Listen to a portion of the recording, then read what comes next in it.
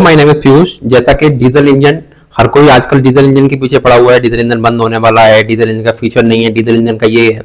जबकि diesel engine और petrol और जो सारे आपके लुब्रिकेंट हैं, जगह से पेट्रोल, एक ही जगह से सारे लुब्रिकेंट, एक ही जगह से ग्रीस, जहां तक कि आपकी वैसलीन पेट्रोलियम जेली जो आप जेली लगाते हो अपनी स्किन से, वो भी कहीं ना कहीं पेट्रोलियम का ही हिस्सा है। और उसी सेम जगह से डीजल आता है, उसी सेम जगह से पेट्रोल आता है। फिर डीजल इंजन में ऐसा क्या है जो डीजल इंजन सरकार बंद करना चाहती है, या डीजल इंजन पे इतने ज्यादा टैक्सेस का हमको झांसा देती है कि इतने ज्यादा टैक्सेस लगा देंगे, धमकी टाइप सी लगती है हम लोगों को।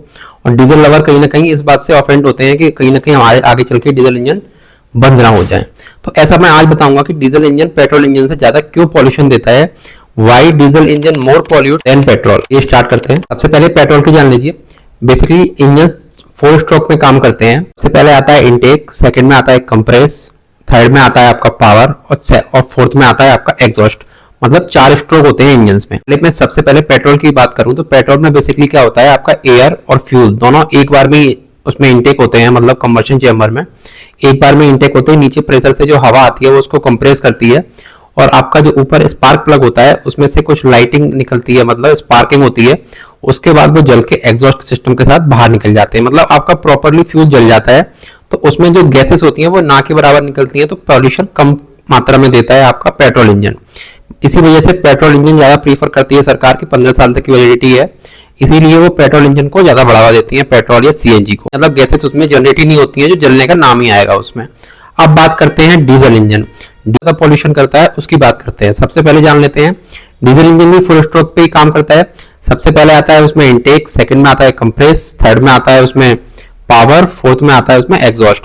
अब इसमें बीच में क्या खेल होता है, सबसे पहले उसमें एयर आती है, उसमें फ्यूल नहीं आता। सबसे पहले एयर आती है, फिर एयर उसको कंप्रेस करती है, फिर नीचे से जब वो ऊपर जाएगा पावर लेने के लिए, उस टाइम उसमें फ्यूल का इंजेक्शन होगा। मतलब इंजेक्टर उसमें फ्यूल डालेंगे, और उसमें कोई स्पार्क प्लग नहीं होता है, तो उसमें नीचे से वो कंप्रेस होके जाएगा। तो कंप्रेस होने के बाद कंप्रेस होगी एयर, वो इतना टेम्परेचर हो जाता है कि उस टाइम पे वो डीजल फ्यूल होता है, वो आपका बर्न होगा और एग्जॉस्ट सिस्टम के साथ बाहर निकलेगा। उस टाइम पे क्या होता है कि वो पूरा बर्न नहीं हो पाता है। जो अनबर्न जो डीजल होता है वो आपका, उसको बोलते हैं शूट मास। डीजल में जो शूट मास होता है वो कहीं ना कहीं ज्यादा होता है, तो उस चक्कर में उसमें नाइट्रोजन ऑक्साइड एंड आपका CO2 कार्बन डाइऑक्साइड एंड आपका डीजल पार्टिकुलेट मैटर, मतलब डीजल पार्टिकल्स जो अनबर्न होते हैं, जिसको सूट बोलते हैं, वो भी उसके साथ ही आ जाते हैं।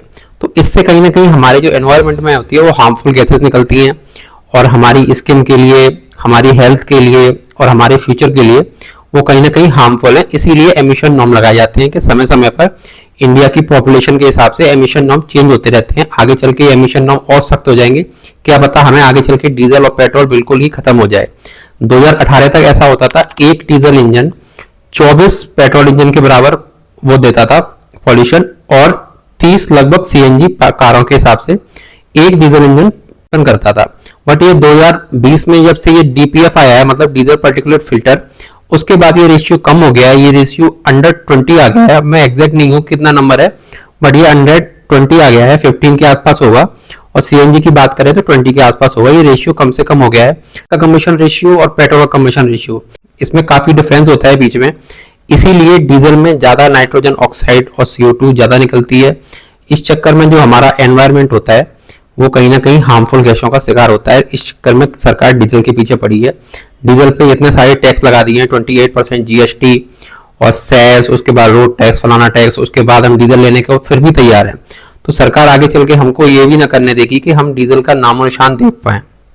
ऐसा नहीं है कि सिर्फ डीजल इंजन ही पॉल्यूशन करते हैं, और भी जगह से पॉल्यूशन आ रहा है, उस पर किसी का ध्यान नहीं है। सिर्फ डीजल पे ही ध्यान है उनका। सिर्फ जो हमारे ऑटोमोबाइल इंडस्ट्री है उस पे पीछे पड़े हैं कि हम एमिशन नॉर्म्स इतना ला देंगे कि डीजल बिल्कुल नामो निशान खत्म कर देंगे। यही रीजन है कि डीजल इंजन ज्यादा ही आपको पॉल्यूशन देता है। सरकार ये सोचती है हमारी कि ज्यादातर आयात, मतलब क्रूड ऑयल का, इंडिया बाहर के देशों पर निर्भर है। मतलब बाहर से हमारा क्रूड ऑयल आता है, तो उस चक्कर में गडकरी जी का ये मानना है कि हम ज्यादातर मतलब बायोफ्यूल पे गाड़ियां चलाएंगे और ईवी हमारा फ्यूचर होगा। मतलब वो ईवी और बायोफ्यूल पे फोकस कर रहे हैं, क्योंकि गन्ना हमारा पूरा वर्ल्ड में 2nd नंबर पे हमारा देश आता है गन्ना उत्पादन में। इस चक्कर में बायोफ्यूल जो आपका एथेनॉल है वो कहीं ना कहीं उस पर इतना निर्भर हो जाएंगे और पेट्रोल से वो सस्ता पड़ेगा। ये ऐसा सरकार की प्लानिंग है। अब ये देखते हैं कितनी सच होती है, कितनी झूठ होती है। क्या पता आगे चल के हमको डीजल और पेट्रोल इंजन बिल्कुल देखने को ही ना मिले, बिल्कुल ईवी पे ही हमको स्विच होना पड़े, ऐसी सरकार की प्लानिंग है। उसके आगे देखते हैं। हम लोगों को अभी एक्सपेक्टेशन नहीं है कि डीजल इतनी जल्दी खत्म हो जाएगा, बट फिर भी हम लोगों को आगे चल के पेट्रोल गाड़ी पे ज्यादा प्रीफर करना चाहिए, क्योंकि डीजल में बहुत सारी प्रॉब्लम्स आ रही हैं। Diesel particulate filter and other taxes. अब इस साल बोला गया है कि डीजल पे 10% एडिशनल जीएसटी लगा देंगे। फिर जो डीजल कार अभी आपकी 14 लाख की आ रही है, वो डीजल कार आपकी कहीं ना कहीं 16 लाख से ऊपर होगी, और उसी का सेम वेरिएंट आपको 10 लाख में मिल जाएगा। तो अब आप हिसाब लगाओ कि जो पेट्रोल इंजन आपको 10 लाख में मिल रहा है और डीजल इंजन आपको 16 लाख में मिल रहा है, तो कहीं ना कहीं मैन्युफैक्चरर भी तंग मारकर, हड़ मारकर वो बंदी कर देंगे डीजल। तो फिर आप क्या ले लोगे डीजल? वैसे भी डीजल कार के काफी सारे कम ऑप्शन हो गए हैं मार्केट में, सिर्फ आपको एसयूवीज में ही डीजल इंजन मिलता है। पूरे देश में कुल डीजल की बात करें तो 40% खपत हमारे यहाँ यूपी में, हरियाणा में और महाराष्ट्र में, इन 3 जगहों पे सबसे ज्यादा डीजल की खपत होती है। यहाँ पे कहीं ना कहीं कॉमर्शियल सेक्टर में ही ज्यादा व्हीकल यूज होते हैं। तो सरकार को ये भी देखना चाहिए कि आगे चल के कॉमर्शियल व्हीकल हैं प्रॉपर ईवी पे शिफ्ट नहीं हो सकते, तो क्यों ना डीजल पे एक नया अल्टरनेटिव निकाला जाए, कुछ ना निकाला जाए। वो डीजल पे टैक्स बढ़ा देते हैं, टैक्स ज्यादातर आम जनता को झेलना पड़ता है, वो कहीं ना कहीं सरकार के ऊपर इतना मैटर नहीं करेगा। उनकी जैसे बसेस, ट्रांसपोर्ट की बसेस होती हैं, तो उन पे वो टैक्सेस इतना भारी नहीं पड़ेगा जितना एक आम इंसान पे भारी पड़ेगा टैक्सेस। अगर डीजल इंजन पे 10% एडिशनल टैक्स बढ़ गया तो क्या होगा हम लोगों का? नहीं है कि डीजल हम लोग पसंद करते हैं इसलिए सरकार बंद करना चाहती है, या इसलिए उसको एडिशनल टैक्स बढ़ाना चाहती है।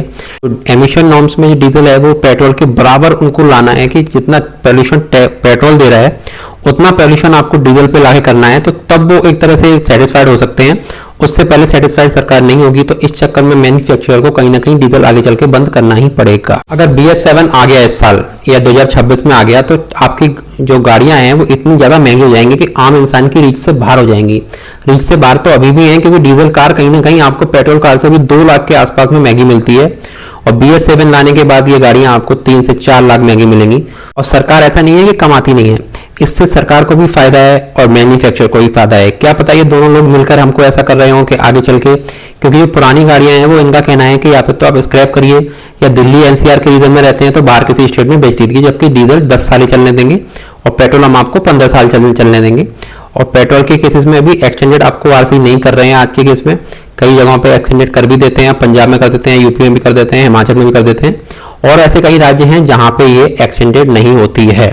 तो कहीं ना कहीं ये भी हो सकता है कि ये लोग आपस में कुछ ऐसा करना चाहते हो कि इससे कि इन लोगों को ही फायदा हो, सरकार को टैक्स मिले और मैन्युफैक्चरर को नई गाड़ियां बिकें। 2023 और 24 की रिपोर्ट के हिसाब से माने तो इंडिया में जीएसटी कलेक्शन 20 लाख करोड़ हुआ है, जिसमें से 3 लाख करोड़ सिर्फ ऑटोमोबाइल इंडस्ट्री ने ही दिया है। कहीं ना कहीं टैक्सेशन में ऑटोमोबाइल इंडस्ट्री बहुत आगे रहती है, क्योंकि लोग गाड़ियां आजकल इतनी स्पीड से खरीद रहे हैं। हर किसी इंसान के पास बाइक के साथ साथ गाड़ी भी, 4 व्हीलर भी हो ही रही है, क्योंकि इंडिया इतनी डेवलप कंट्री हो चुका है कि कार लेना कोई बड़ी चीज नहीं रही है आज के जमाने में।